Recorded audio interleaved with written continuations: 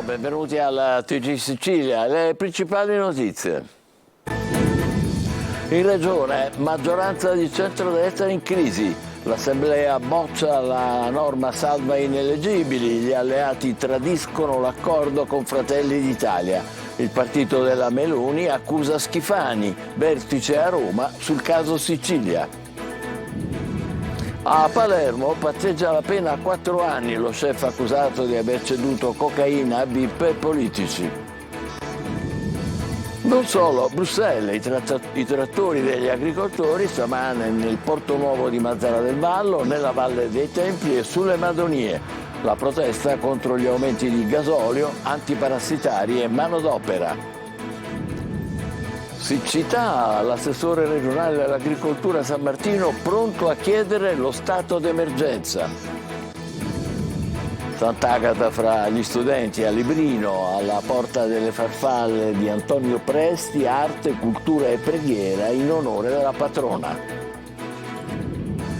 In cattedrale a Catania, ieri sera, l'arcivescovo Renna ha celebrato la messa in nome di Sant'Agata per le donne vittime di violenza, condannando duramente i femminicidi e la cultura maschile del possesso.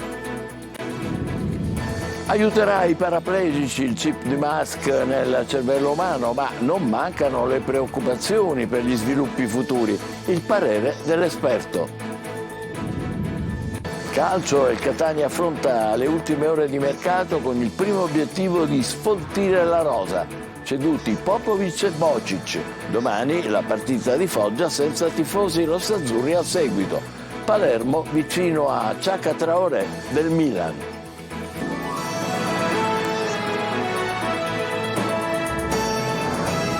Bentrovati. In Regione maggioranza di centrodestra in crisi. L'Assemblea regionale boccia la norma salva ineleggibili, gli alleati tradiscono l'accordo con Fratelli d'Italia, il partito della Meloni accusa Schifani, vertice a Roma sul caso Sicilia. Luca Ciliberti. E crisi di governo in Sicilia. A Roma ha convocato un gabinetto d'urgenza su richiesta della delegazione regionale siciliana per decidere la nuova linea politica del partito di maggioranza relativa in assemblea. I fatti: ieri gli assessori di Fratelli d'Italia su diktat dei vertici nazionali hanno disertato la giunta convocata dal presidente della regione Renato Schifani, nella quale sono state annunciate le nomine della sanità, in aperta polemica con gli alleati, colpevoli, secondo il partito di Giorgia Meloni, di aver fatto saltare l'accordo sull'approvazione della norma definita salva ineleggibili, che avrebbe sanato la posizione di 4 deputati, 3 meloniani e 1 dell'opposizione, nei confronti dei quali hanno presentato ricorsi i primi dei non eletti 2 anni fa. Ma la partita di fatto era più complessa e incastrata con le poltrone dei nuovi manager di aziende e ospedali e il ritorno al voto diretto delle province. Solo 30 voti sui 39 della maggioranza in aula, almeno 9 i franchi tiratori. In attesa di ciò che deciderà oggi il partito a Roma, bocche cucite dai deputati regionali di Fratelli d'Italia che puntano il dito sul vicepresidente Luca San Martino, colpevole, secondo i meloniani, di aver orchestrato insieme alla DC di Cuffaro la bocciatura della norma per tornaconto politico. Almeno 3 tra i ripescati dei primi dei non eletti potrebbero passare con questi 2 partiti. Durissima la reazione delle opposizioni. Maggioranza in frantumi. È chiaro che questa maggioranza ha vinto le elezioni regionali, però come noi pensavamo non era in grado di governare con le varie diversità rispetto alle forze che la compongono. Io al posto del presidente Schifani mi farei una considerazione e pensare anche alle dimissioni, perché questo governo non ha la maggioranza sui temi importanti, sulle materie che portava all'interno del suo programma elettorale. A questo punto non riesco a capire i motivi per cui questo governo continui a stare lì seduto e a pensare di governare la regione siciliana in questo modo. Tensione altissima dunque, anche in vista delle prossime elezioni europee. Restiamo a Palermo, finisce con un patteggiamento lo scandalo della cocaina dei VIP. Lo chef Di Ferro, sorpreso a cedere la droga, è stato condannato a 4 anni con pena sospesa e una multa. Non andrà in carcere. La vicenda ha causato il licenziamento del segretario del presidente dell'Assemblea regionale Giancarlo Migliorisi. Servizio di Maglio Viola. 4 anni di reclusione, ma non andrà in carcere. Ha patteggiato il noto chef Mario Di Ferro, accusato di aver ceduto cocaina a diversi clienti e di essere stato il fornitore dei VIP di Palermo a partire dai politici. Una vicenda che creò scandalo qualche mese fa in città. L'udienza si è svolta davanti al GUP Marco Gaeta. L'imputato ha sempre sostenuto di non essere uno spacciatore, ma di aver soltanto fatto favori ad amici in occasione dell'episodio di cessione, in particolare contestato in flagranza. Lo chef pagherà anche una multa di 20.000 euro. In base all'accordo, Di Ferro i 4 anni non li sconterà in carcere. Il noto ristoratore era stato arrestato il 29 giugno dell'anno scorso dalla squadra mobile coordinata dalla procura. Insieme allo chef erano stati fermati anche Gioacchino e Salvatore Sansone, Gaetano Di Vara, Giuseppe Megna e Pietro Accetta, che erano stati sottoposti all'obbligo di presentazione alla polizia giudiziaria. Hanno tutti scelto il rito abbreviato e per loro il processo proseguirà a marzo. Di Ferro era già finito ai domiciliari in precedenza nel mese di aprile dell'anno scorso perché era stato sorpreso a cedere cocaina a Giancarlo Migliorisi, allora capo della segreteria tecnica del presidente dell'ARS, che per questa vicenda fu licenziato dal presidente in carica Gaetano Galvagno. Spiegò di aver fatto un favore ad alcuni amici e di certo non per soldi, e fra questi anche il deputato regionale Gianfranco Miccichè, che, sentito come persona informata sui fatti, ammise di aver acquistato droga da Di Ferro, sempre e soltanto cocaina. Proseguono a oltranza le proteste di agricoltori e allevatori anche in Sicilia. Cresce il malcontento per le politiche europee e quelle nazionali. Oggi manifestazioni in diverse parti dell'isola. Marco Gullà.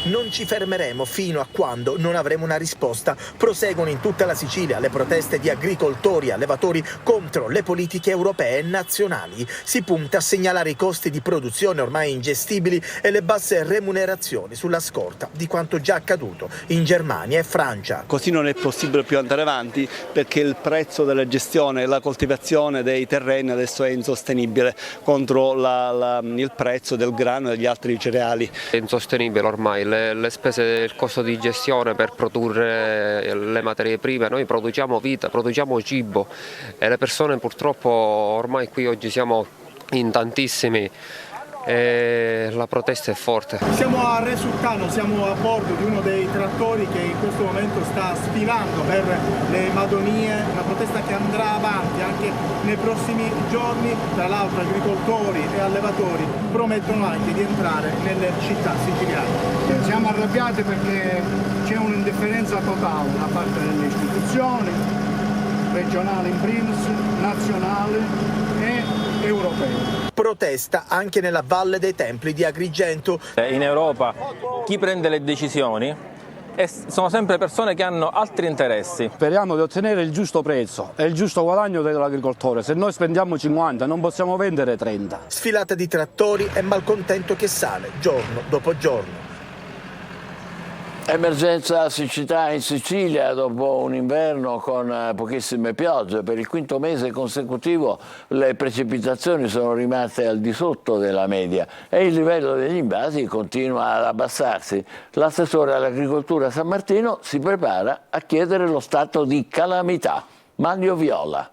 Serve la dichiarazione dello stato di calamità naturale per la situazione degli approvvigionamenti idrici in Sicilia, sia per l'agricoltura che per l'uso civile, anche se la situazione più complessa è quella dei campi. Lo chiederà ufficialmente l'assessore Luca San Martino. I volumi d'acqua negli invasi siciliani sono sotto il livello di guardia. Gennaio è il quinto mese consecutivo che fa registrare precipitazioni inferiori alla norma del periodo, con un deficit di circa 200 millilitri d'acqua. A stretto giro chiederò al presidente della regione Renato Schifani di dichiarare lo stato di calamità naturale per l'emergenza siccità, un segnale concreto per il comparto agricolo e per i nostri agricoltori in difficoltà, ha confermato personalmente Luca San Martino. Intanto si è insediata la cabina di regia nata per volontà del presidente della regione Renato Schifani per monitorare la situazione, una cabina che è in vigore già da dicembre scorso. L'osservatorio finora è stato una struttura operativa di tipo volontario e sussidiario. Il suo funzionamento è stato introdotto alla legge nazionale per il contrasto alla siccità, norma che individua quali organi di coordinamento le autorità di bacino dei 7 distretti idrogeografici italiani. Plaude intanto alla richiesta di stato di calamità anche Nino Germanà della Lega, ma le procedure non saranno semplici. Dopo la Regione è possibile sia necessario il ricorso allo Stato e già i rapporti con la Protezione Civile Nazionale hanno mostrato incrinatura in occasione della richiesta di calamità per gli incendi del luglio scorso. A Catania, a Sant'Agata, fra gli studenti, è successo alla Porta delle Farfalle, realizzata a Librino da Antonio Presti. un anticipo di bellezza, cultura e preghiera prima della festa della patrona. Il mecenate aggiunge la candelora d'oro e il librino. Marco Carli. Il sorriso di Agata per illuminare il cammino dei più giovani e di chi li guida. Emozione, cultura e preghiera. È successo a Librino davanti alla Porta delle Farfalle, inaugurata lo scorso aprile. Altro meraviglioso sguardo verso la bellezza concepito da Antonio Pressi nel quartiere catanese. Nella mattinata le scolaresche con i genitori e gli insegnanti hanno percorso il muro artistico che attraverso le poesie e le opere in terracotta ha portato fino a Sant'Agata. E lì ha preso il sopravvento la voglia di rivolgersi a lei di fronte alle realizzazioni dedicate proprio alla patrona, di cui una concepita con il contributo delle donne di Librino, un quartiere a cui Presti attribuisce virtualmente la candelora d'oro che quest'anno gli è stata assegnata. Questa candelora d'oro non va ad Antonio Presti, va alla gente del quartiere, va alla comunità di Librino, quindi la candelora d'oro di quest'anno è Librino. Questa è bellezza, vedere la bellezza, e oggi grazie anche a Sant'Agata e alle mamme e a tutti quanti questa bellezza si è resa manifesta. Una mattinata vissuta all'insegna del sorriso ma anche della cultura, con gli studenti che hanno fatto le guide turistiche per spiegare il perché della Porta delle Farfalle e di tutte le opere che vi si trovano, un vero cammino di bellezza ulteriormente nobilitato dallo sguardo buono di Agata. E la festa di Sant'Agata invita a riflettere sul martirio, ma anche sulle donne vittime di violenza. Una messa è stata celebrata per loro in cattedrale a Catania ieri sera. Adelaide Barbagallo. Sull'altare il lungo elenco delle donne vittime di violenza. In cattedrale a Catania la messa celebrata dall'arcivescovo Luigi Renna per loro e con loro, uno dei segni forti della festa di Sant'Agata di quest'anno. Sant'Agata è stata uccisa per la dignità della sua scelta di fede.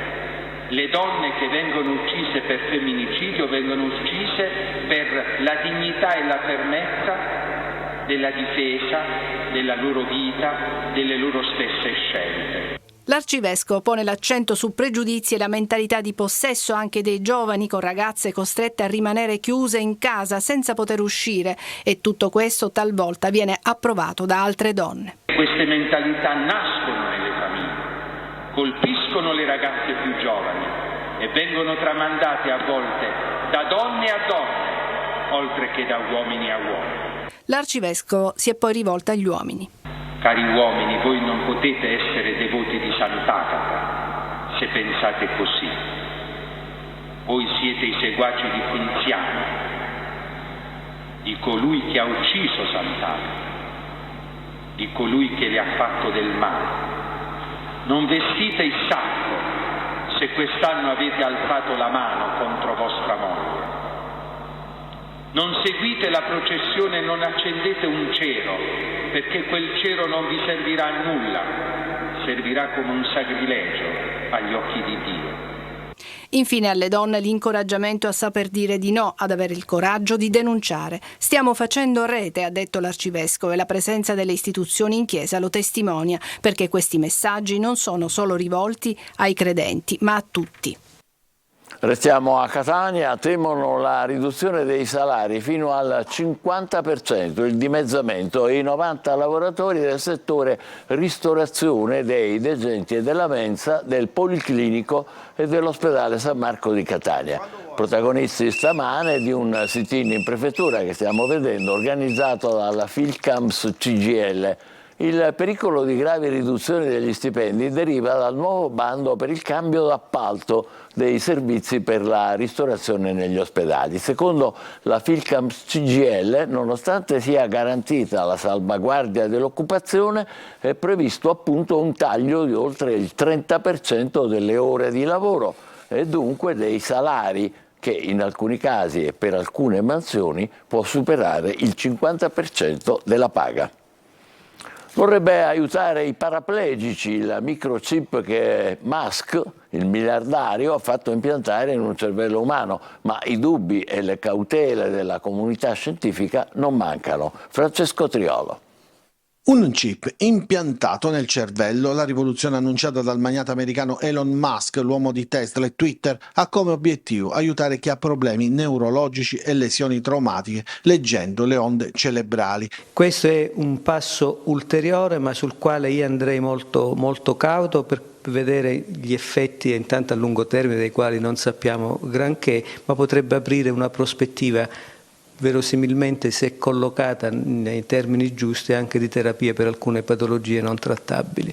Neuralink, la società di Musk, ha condotto studi sugli animali, ma è prematuro oggi capire se potrà aiutare pazienti colpiti da stroke, da Parkinson o addirittura da malattie psichiatriche. Per esempio per i pazienti tetraplegici era già stato fatto qualcosa con un'applicazione di un device connesso con un esoscheletro, credo qualche anno fa, dall'Università di Grenoble.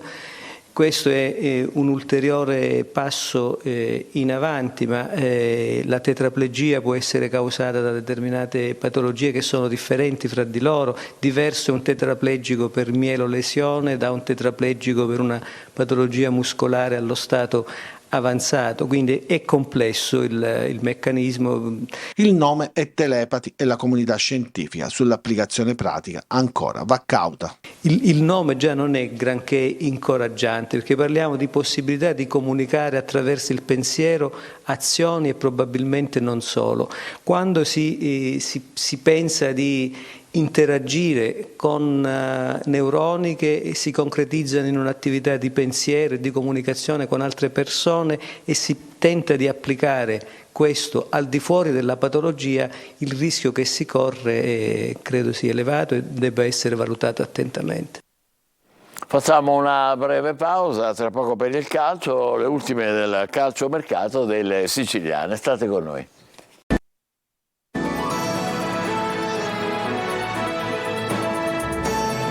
Riprendiamo con il calciomercato, giornata importante in casa Catania con le ultime ore di mercato appunto, ceduti in prestito Bocic e Popovic e la vigilia del delicato match di Foggia dove non ci saranno i tifosi rossazzurri. Marco Carli.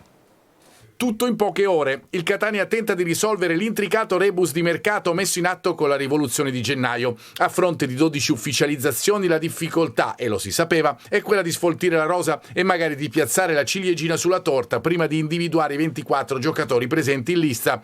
Più di qualcuno è in esubero, Bocic e Popovic vanno al Fiorenzuola in prestito secco. Il resto è più intricato. Il Taranto valuta Ladinetti ma ha un solo slot e lo vuole utilizzare per un difensore. Mazzotta e Marsura sono difficili da piazzare. Su Chiricò da un mese al centro delle voci, Lucarelli ha detto così. Chiricò, che io sappia, in questo mercato non ha avuto nessuna proposta. Il tecnico alla vigilia della partita col Foggia, a proposito è ufficiale l'assenza di pubblico residente in Sicilia, ha parlato della rivoluzione messa in atto dalla società a gennaio. Questo rischio ce lo siamo presi perché noi comunque vogliamo cercare di fare il massimo già da quest'anno.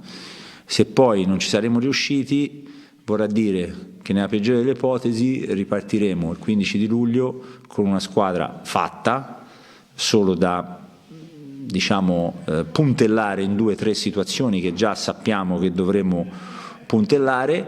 Mentre sul portiere, Furlan, non ci sono dubbi, serviva dopo l'infortunio di Beters e si mettono da parte antichi rancori. Io sono 1-0 compromessi, però in questo caso mi sembrava giusto bypassare. Palermo a un passo dall'ingaggio dell'esterno offensivo Traoré dal Milan. Dovrebbe a questo punto sfumare l'assalto a caso del Frosinone. A Messina l'unico movimento potrebbe essere in uscita. Francesco Triolo. Ultime ore di calciomercato febbrili soprattutto per il Palermo, che è sempre a caccia di un esterno offensivo dopo l'addio di Valente. Questione di ore, ma Corini dovrebbe averlo trovato e in chiusura la trattativa per portare in rosanero Chaka Traoré, classe 2004. Una storia particolare la sua, l'arrivo dalla Costa d'Avorio, l'affidamento ai servizi sociali, il tesseramento sotto falso nome tra i dilettanti, poi le giovanili col Parma, l'approdo al Milan, in cui in questa stagione ha fatto parte stabilmente della prima squadra, collezionando 2 presenze in Serie A con un gol ad Empoli, una in Coppa Italia, anche qui con un gol, e il debutto in Champions League nella gara contro il Borussia Dortmund. L'arrivo di Traoré dovrebbe far saltare quello di Giuseppe Caso del Frosinone, a cui è interessata anche la Cremonese.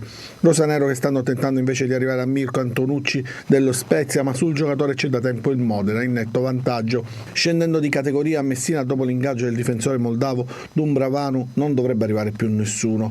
La società ha deciso di sostituire i partenti, gli ultimi Buffett Tropea svincolati, ruolo per ruolo, cercando di non mutare gli equilibri del gruppo. L'unica possibilità emersa, da valutare nelle prossime ore, è quella di uno scambio con la Virtus Francavilla, con Ragusa in Puglia e Fornito in giallorosso.